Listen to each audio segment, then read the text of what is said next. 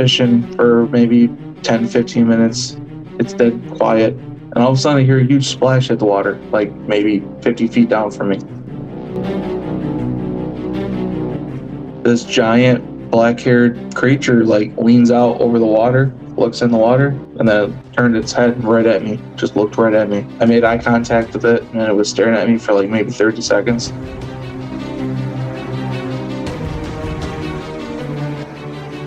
And then it slowly like turned inward and just started walking into the brush, and all I hear is like the sticks crack under its feet and stuff. And I was like, what was that? This is the Cryptid Creature Show. I am Brian, and with me as always is my co-host Todd. What's up, buddy?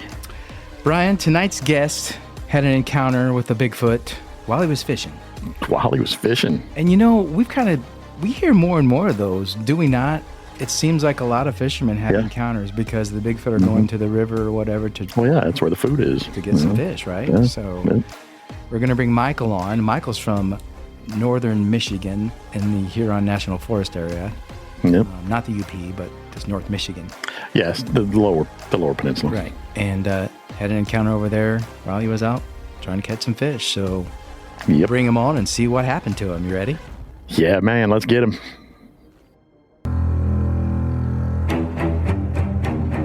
You're listening to the Cryptid Creature Show. If you're a fan of the show, go and check out our new Patreon site. You'll get access to our private Discord server, exclusive merchandise, access to all live streams and Q&As, discounts on merch from the Cryptid Creature store, and get a chance to be a guest host during one of the show's recordings.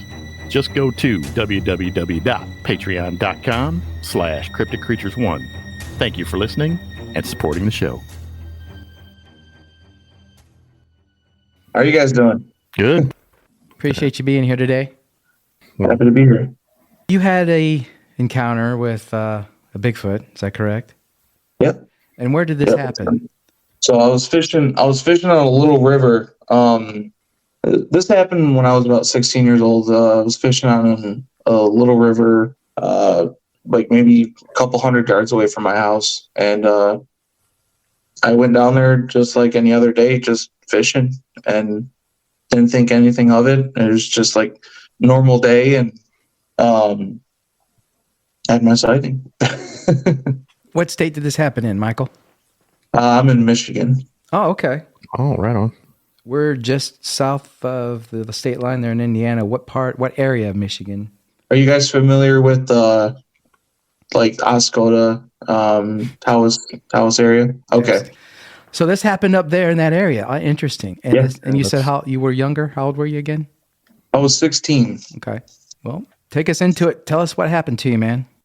I went there. I was just walking up and down the river fishing as I went, and it was about 10:30 in the morning when I decided to go out fishing for the day. So I'm walking down the river. I haven't seen anybody fishing this whole time. I was all by myself. It was nice and peaceful. It was sunny. There's not even a cloud in the sky. Didn't think anything of it. I had to cross this barbed wire fence that was covering the trail, and the DNR kind of ripped down this fence that this property owner put there illegally. And when he did that, he put a big giant piece of plywood over the fence, so I was able to just step over the plywood and get to the other side. And I was working my way down to this spot called the honey hole, and that's what the fishermen called it in that one little spot. Known to have a lot of steelhead that like to sit up in there. So I walked down there and I'm fishing for maybe 10, 15 minutes, and it's dead quiet. And all of a sudden I hear a huge splash hit the water, like maybe 50 feet down from me. And this giant black-haired creature like leans out over the water, looks in the water, and then turned its head right at me, just looked right at me. And it was, I made eye contact with it, and it was staring at me for like maybe 30 seconds, but it felt so much longer than that. And then it slowly like turned inward and just started walking into the brush, and all I hear is like the sticks cracking. There's hundreds of feet and stuff. And I was like, well, what was that? So I started reeling my line in and started packing up my fishing gear. And I was like, as I was doing that, I was calling out into the woods. I was like, is anybody there? Hello, hello, hello. Is anybody there? And I was getting no response back. And I was like, this is weird. This is like, and then then I noticed that like all of the birds and all the like bird sounds, all that stuff was just gone. It was just dead quiet. All I could hear is the river flowing.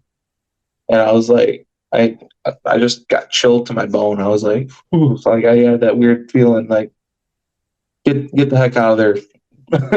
So I packed all my gear up and I start walking towards the trail, and I hear like, at the time when I didn't know it, because I had no idea about Bigfoot stuff before I had the sighting. So I didn't know what a wood knock was. I didn't know what a howl was and anything like that. So I heard 3 loud, what sounded like gunshots just echo through the woods.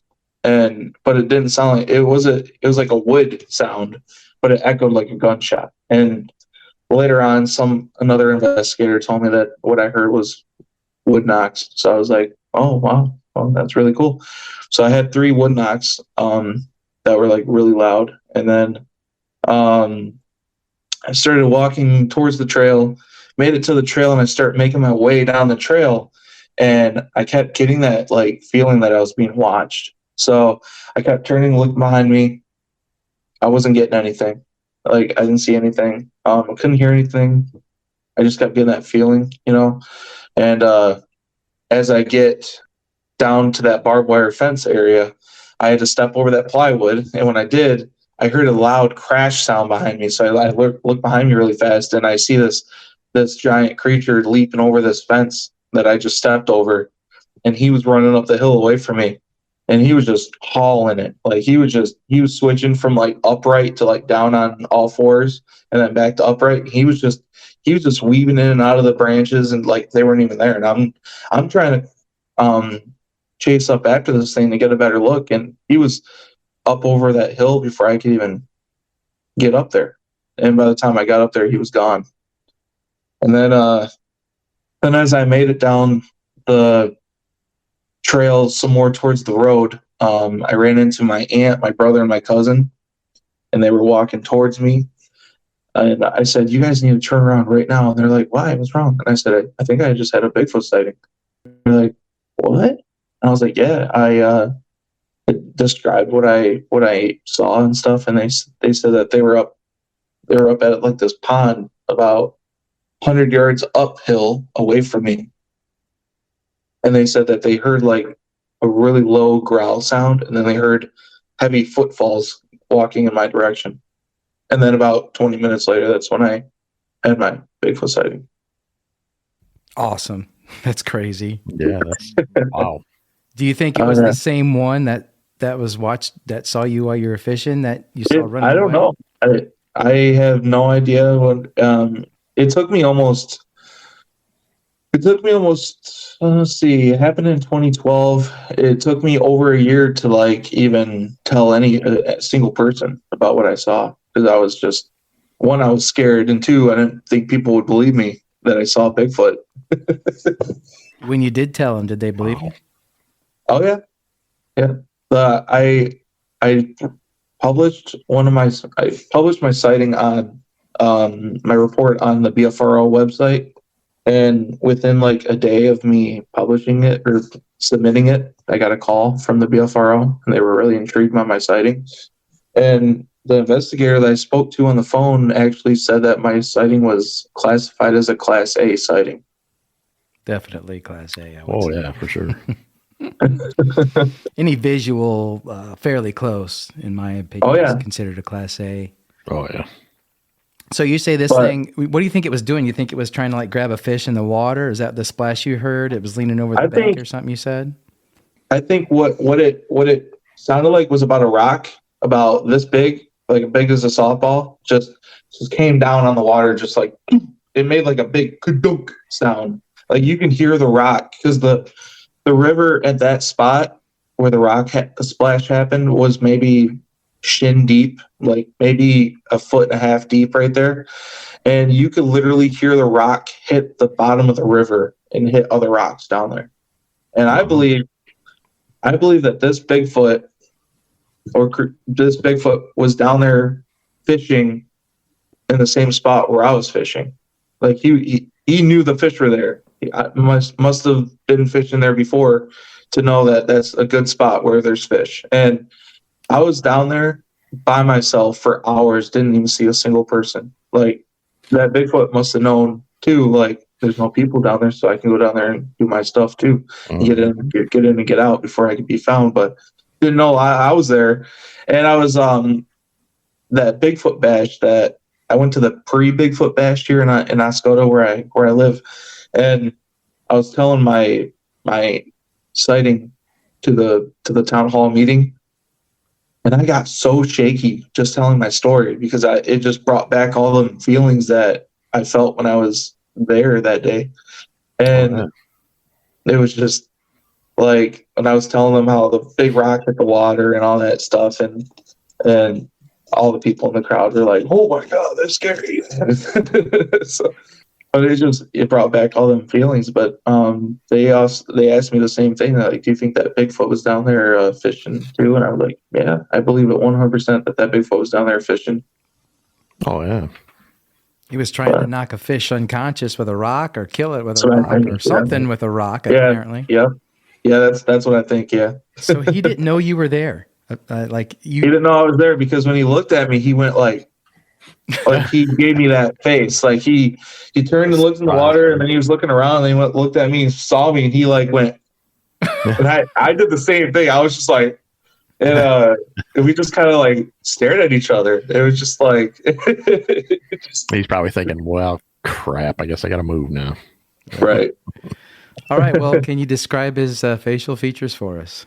Yeah. So he had dark skin, like brown skin. He had black hair going all the way around his face, like right here. It was all from here to here. It was all bare skin. All from here was all hair, and then the top of his head kind of went up like a cone, like this, and kind of like the best way I can describe his head was kind of like a gorilla. When you look at a gorilla's face, how you see the bare cheeks and you see the face and the lips and the nose, and you could see all that clear as day. And he had like dark brown eyes. His skin was like shiny, like it was light. Sunlight was like glistening off his skin.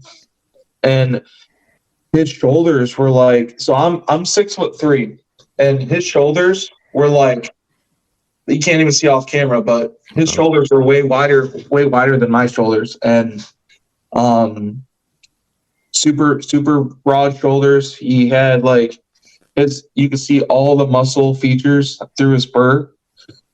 He looked like he could probably rip my arm off. He was pretty strong. He looked strong. And I mean, if you could throw a rock the size of a softball and hit the bottom of the river and hear it, I mean, that's some force right there. So, but yeah, I could see like all of his facial features. It looked somewhat human-ish. It had like human-like features, like it had a nose that looked like a human, kind of had a little bit more flared nostrils than a typical human, but it just looked like a very large, dark hair covered person.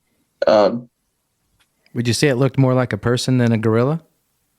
Yes. Had more human-ish characteristics than a gorilla did. But it didn't seem human because of all the, not only because of the sheer size of this thing. This thing was probably 9.5 feet tall. But he was, not only was he tall, but he was huge, like way bigger than a human could even be. Before this happened, what were your thoughts about Bigfoot? Did you believe in it? I watched Finding Bigfoot on Animal Planet when I was younger, and I was like really intrigued by the show. And I was skeptical. I was a young teenager at the time, and I was like, well, it's really cool show, but it could be Hollywood. Hollywood's really good at making stuff up like that and making it seem real. But this show, Finding Bigfoot, seemed to be real to me. But I was like, I hope I never have to see anything like that. Like, because Finding Bigfoot would show like clips from other people like taking videos of Bigfoots and all that. And I was like, those creatures look big. I hope I don't ever have to see one of those in real life. And when I was down there fishing, when I had that sighting, I was like, are you kidding me? Didn't expect that to happen. I think Finding Bigfoot did a episode up there somewhere around you. They did. I think they were up in like Houghton, Michigan, area, farther east, I would guess, or west, I would guess, but like northwestern Michigan, Lower Peninsula. Yeah. Actually, where you're at, Michael, is I think it's the most saturated area for Bigfoot sightings in Michigan. I'm not sure how the UP stands up. Obviously, it's by population. You got to realize that. By human population, right. More humans are going to see more Bigfoot, right? But the Huron National Forest, where you guys are at, has the most concentrated sightings in Michigan of Bigfoot. Wow. That's crazy. And when I found out that they were coming to Michigan to do an expedition, I was like, why wouldn't they come to my area? Like, I would have loved to meet, like, I bought a VIP ticket to meet Matt Moneymaker. I want to meet him and tell him my stuff, like, in person.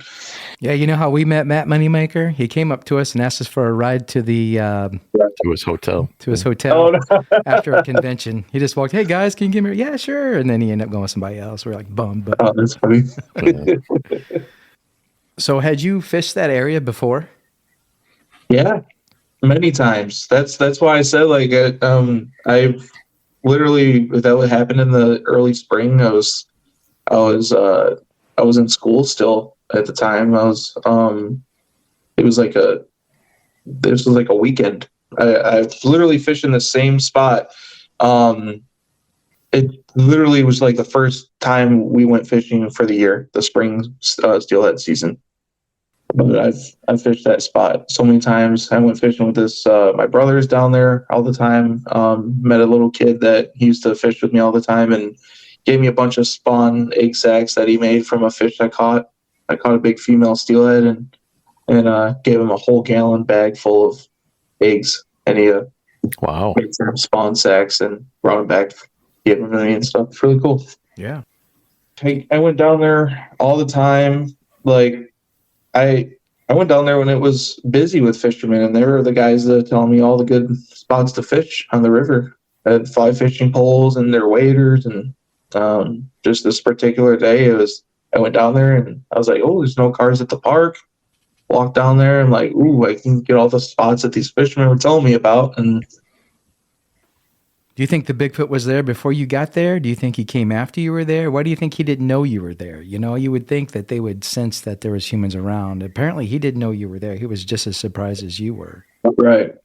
Yeah, I think he came after I was there, because if I would have came while he was there, he would have heard me coming, because I was making a lot of noise, getting all my stuff ready, and I'd set my tackle box down, opening it up, getting all my stuff put on. I was making a lot of rattling noises, and but after I had my stuff all set up and I've been fishing, literally I'm casting into the water like 3 feet off the shore in this hole that was like dropped down to like 8 feet deep right there. And as I was just dropping in the water, I didn't really have to make that much noise, just dropping it and popping it, bringing it back out, and recasting, putting new bait on, so and so. And then just right down from me is when that big splash happened. Wow. Yeah. That's awesome. How far did you have to walk to get to the fence with the plywood on it after that? Maybe a half mile and down into the river, just from the road. So the river actually is like maybe 75 feet below the road. It drops down pretty far. And then you have to walk maybe like a half a mile to 3/4 of a mile down the trail to get to the spot where I had my sighting at. So I think that wood knock you heard, I think that other one you saw, I think that might have been a totally different one. I think that wood knock was warning that you were out there. So you think there's multiple Sasquatches there? That's what I think, yeah. I think that's what it sounds like to me anyway. Right. I wonder, though, if that one didn't stalk you back to that fence. I don't know, though. I mean, did it look the same as the other one? It had the same color fur as the one that leaned out over the river and looked at me. The same black colored hair. It was long hair. It wasn't like, I mean, it's really hard to describe because like when someone asks like how long was the hair on it, like it's really hard to answer that because you can't really tell because it's literally going down the length of the arm. It's going down the side of the head. You can't really unless someone goes like this to move the hair up, then you wouldn't have really known how long the hair was. But it was black hair for sure. Something I've always been interested in because we've heard this many times is the running on all fours versus two legs. Yeah. Can you describe that? How he looked or she or whatever when they were on the four? When he was running on all fours, it looked like he was running kind of like how a gorilla runs on all fours, but then he was able to stand back up and run like a human. And then, but mostly when he was going down on all fours is when he was really ducking under the branches that he was running, and he was just kind of, for a split second, he was just running on all fours, and then he would just, once he got under the branch or whatever, he'd stand back up and just running again. But he was running very, very fast, really big strides when he was running. So he was more or less just averting the tree branches that he couldn't snap off easily. Apparently, he was just getting down, but they can run on all fours. Interesting. Yeah, that's got to be. Was that not creepy to see? It was kind of. It was very strange. Like, it wasn't. I was like super amazed by this experience. Like, I was scared, and at the same time, I was like, "Holy crap! What did I just see?" And this thing was running so fast, and I spoke with another guy on another podcast, and he does like Nicola Valley Bigfoot stuff out of British Columbia, Canada, and he said he's never heard anybody say that they've saw a Bigfoot transition from upright to all fours before. So he wished he could have spoke more to me about that when I told him, but he didn't get a chance to. And but yeah, he was kind of intrigued by how the Bigfoot could go from upright to all fours. Did you notice any smell when you were around these creatures? No, did not notice any smell. It's just, I know some people say when they see a Bigfoot, they smell like nasty smells or like sulfur or dead animals, because Bigfoots are known to feast on like carcasses of dead animals and stuff. Mm-hmm. But no, I didn't smell anything like that. Some people sense like a skunk smell, but I never smelled anything like that. So I wouldn't think you would have, because you surprised him. Right. I mean, usually from what we've heard and what we've learned on this from doing this, the smell is a warning. The smell is you need to go now. You need to get out of here. And he didn't have that chance with you. You surprised him. Right. Not surprising that you didn't smell anything. And some people, the other guy that I did a podcast with, he said that some people don't normally describe the teeth of the Sasquatches. But when he went like this, I could kind of see his teeth, and he had canines that I could see. They weren't really long canines, like not like a dog. They were like just a little bit longer than what a human's canines would be, but you could see the pointy tips. Kind of like a gorilla's. Gorilla has a little bit of canines, do they not? No, they have big. No, they have big ones. Do they? I'm pretty sure gorillas have big ones, but I would say they were between a big gorilla and a human type teeth. So basically, just like human features, only bigger. Yeah. way bigger. Which is how everybody describes him, really. His head was probably like from here, and it went up like that. Like that's probably about as big as head was. So you're describing something about a foot wide and 2 feet tall or bigger. Yeah, it was massive. I mean, this I'm 6'3", and this Bigfoot was like 9.5 feet tall that I saw, and I can only see the upper torso. His feet were still in the brush when he leaned out over the water, but he was tall enough to lean about 5 feet over the river, just kind of lean down and look in. Wow. Oh yeah, it was big. That's the first time and the only time you've ever seen one, right? Yep. And you've been to that fishing spot a lot of times. Do you still go there? I went there one time last year, and there was a Bigfoot guy that lives in West Branch, just west of here, and he reached out to me. He's like a local Bigfoot guy. He does a lot of like Bigfoot encounter sightings like on Facebook. He'll like type everything out on a piece of paper, and then he'll like take a picture of it and post it on his Facebook and stuff. He's not like really big Bigfooter, but he reached out to me, and he's in his 70s, and I took him to the spot where I had my Bigfoot sighting, and just like how I remembered, it was really tough getting to that spot. The brush was still really thick there. A couple landscaping changes happened. The campground that is right up there's a campground, like an RV park, and they tore a lot of the brush down on the river, and they put like sod down, so the grass is like really nice and soft and flat, and it's really open just for the campground section. And I was like, wow, when I came down here before, like when I had my Bigfoot sighting, like the campground was there, but it wasn't as nice as it was when I went there last year. And as we made it to the barbed wire fence, that changed too. That area changed. The fence is still there, but it's very overgrown, and it looks like really bad, like bad shape. And it looks like that they've cleared out like a lot of the barbed wire, and the plywood is no longer there anymore. So you can just walk right through there, like no problem. And then I made it to the honey hole spot, which is still there. And he's like, all right, I want you to stand right where you had your sighting. And I was like, all right, I'll stand right here. So I was like, so I was fishing right here, and right there is where the Bigfoot leaned out of the water. And he looked over there and he goes, wow, that's close. I was like, yeah, well, it's like 50 feet away. And he goes, that looks closer than 50 feet. But I was like, I don't know.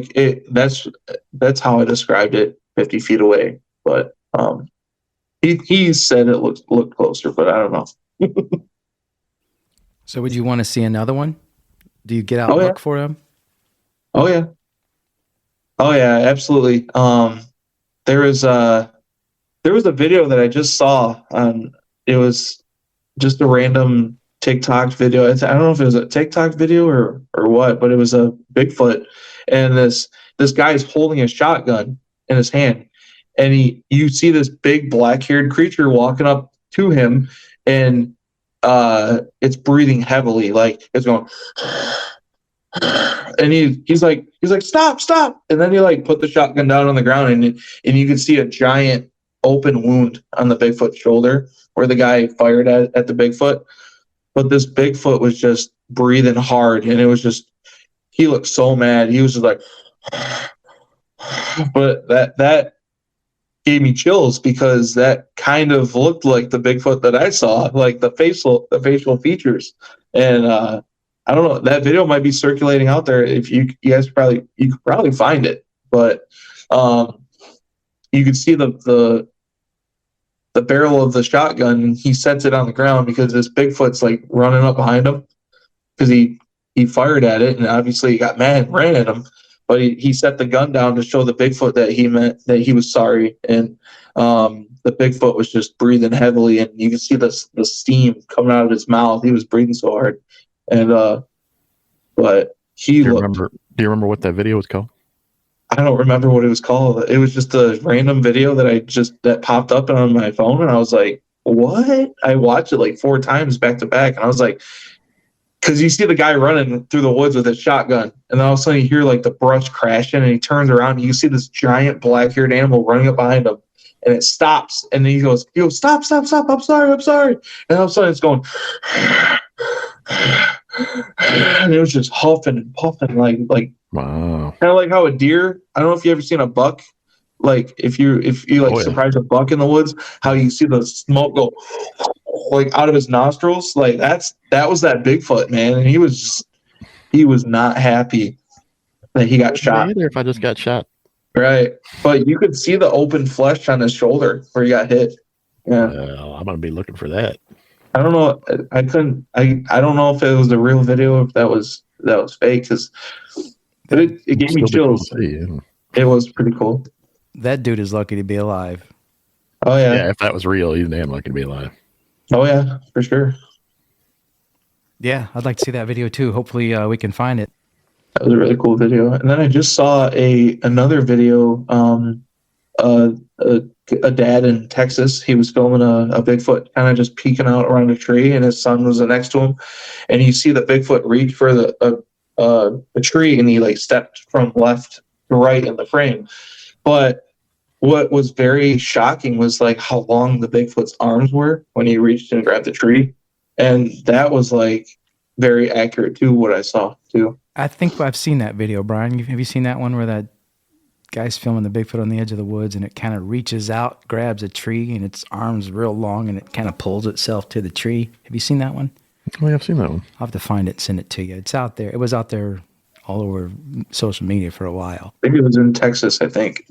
So do you think these creatures live around that area? Do you think that one was just passing through? What's your thoughts on that whole thing? Well, I think they live around this area. I do. Because when we had our when I went down there with that Bigfoot guy last year, we were finding all these different like the branches were like stacked up like teepees around in this area, and he was a little skeptical on it. He's like, maybe kids did that or something. I don't know. I can't really tell, but it definitely looks squatchy.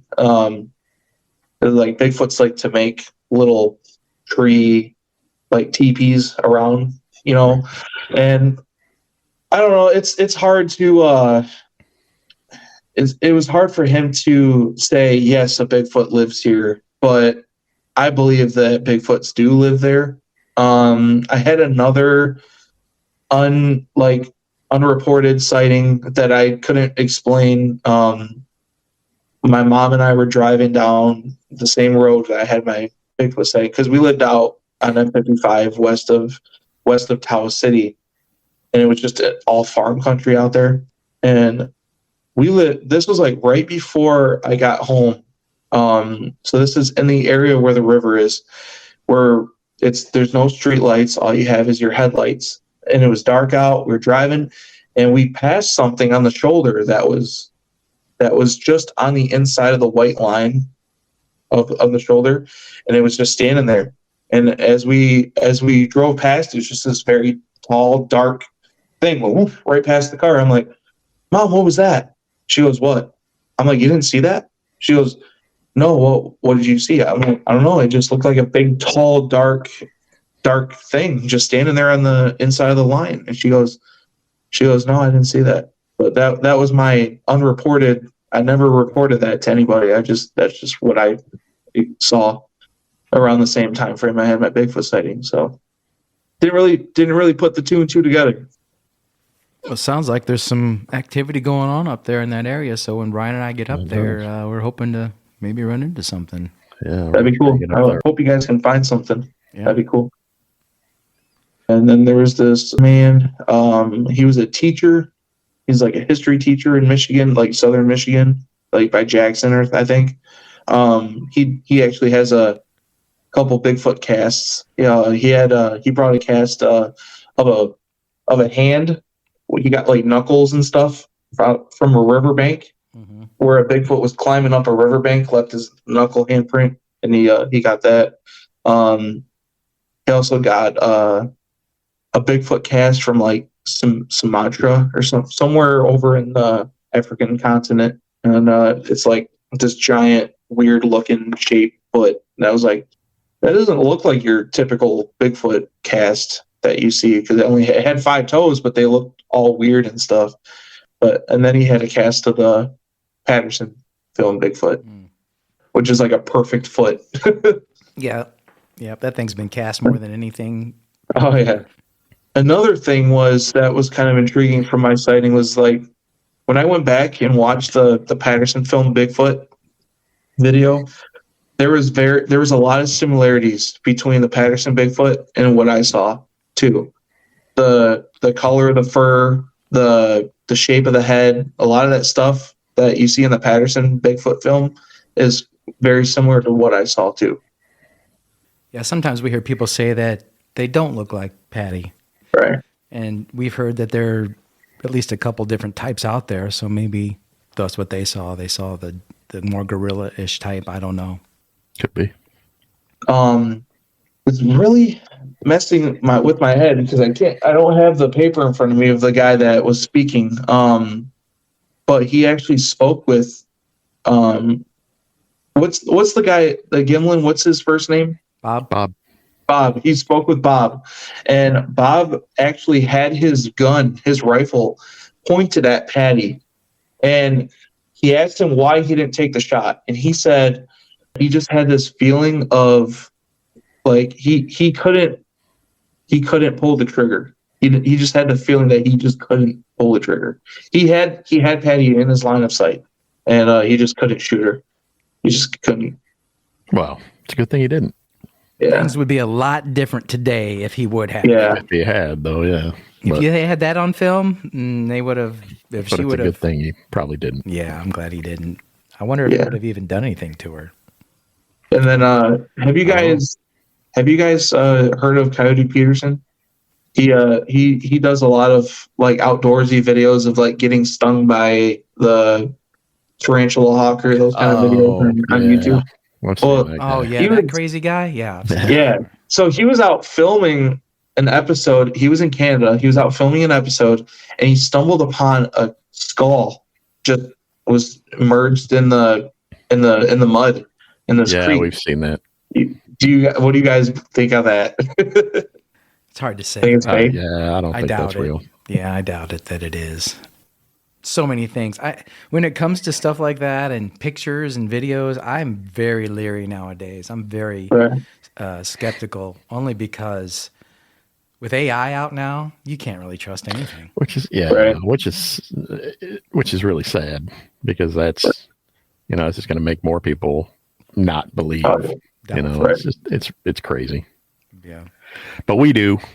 Oh yeah, and I'm a definite believer now since I had my sighting too. So you're a knower. You're a knower. You're not a believer. You're a knower, dude. You're in that class of knowers. You are in that elite class of people that have actually come face to face. Right. Yeah, look, you're lucky, man. Yeah. Just know that if you guys are out there, and when it's gonna happen when you least expect it to. Yep, for sure. Yeah, I know. We just got to get out and get more exposure time, I guess. That's what it all comes down to. Yeah, just being in the woods. Yeah, I think it'd be really cool. I've been really wanting to go on like a Bigfoot, little Bigfoot expedition and see if I could get anything. We appreciate you coming on and talking about your encounter today, Michael. Thank you. Yeah, we do, man. Yeah. That was great. Yeah, no problem, man. Yep. I had a good time. You guys have a good one. You too. Thank you. Bye-bye. See ya. You're listening to the Cryptid Creature Show with Todd and Brian. We're glad you're here, and we hope you're enjoying the show. Don't forget to visit our website at www.cryptidcreatures.net. By becoming a member, you'll get access to exclusive videos, members-only episodes, early, unedited, ad-free releases, and even a shout-out on an episode. Join us at www.cryptidcreatures.net, and thank you for supporting the show. Yeah, like we said, there's a lot of encounters in that side. I think more encounters happen in the Huron than they do in the Manistee or the west side of Michigan. Yeah. Well, because the east side of Michigan isn't quite as, at least up north that far, isn't quite as populated as the other side. Can you imagine seeing one looking over? No, what do you do at that point? Well, you can't, there's nowhere to go. I mean, he can get you if he wants to. Yeah. You just stand there and pray, right? Yeah. And hope you don't wet yourself. Hope that he's, surprised as you are and just leaves. Well, they had that video of that supposed Bigfoot crossing the river up there in Michigan. Yeah, that was a little farther south, somewhere by Detroit. Appreciate you being here, listeners. Yes, we do. More than you guys know. All right, my friend. With that, let's get out of here. What do you say? See ya.